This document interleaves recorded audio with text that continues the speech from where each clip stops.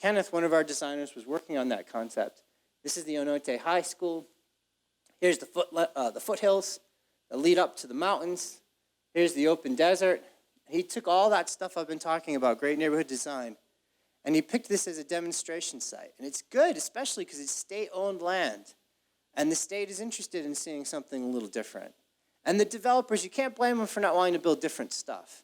Their stakeholders, their money, they want to build what works. Hard being a developer, like really hard. Money's on the line. What we're talking about is demonstration projects where we can show, here's a new community Kenneth did, and you can see that right off the bat, it's 50% open space.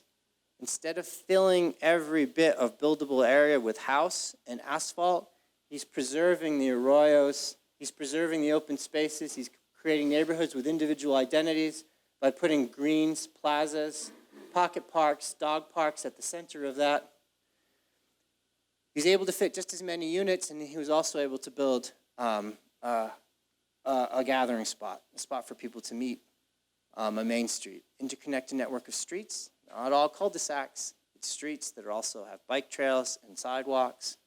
And then he put trails. The fastest way to the downtown in his version is through the trails. Trails through all of the arroyos. Trails for bicyclists and people walking. If we zoom in a bit, when you get a chance to look at his map in the back, you see plazas and placitas, you see the red buildings of mixed-use commercial. He put in a school so that way it's integrated within the system, and there's these big, huge buffers to have long views.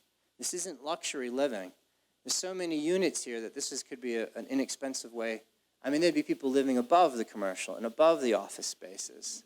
There'd be a lot of affordable housing in a new neighborhood like this. There's still plenty of parking, tons of parking, but what he did is he put the parking at the interior of the block. So as you walk this street with the building on one side and the plaza on the other, you can't see the parking, you know.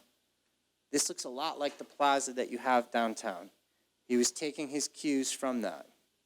And he was building a new great area on the East Mesa.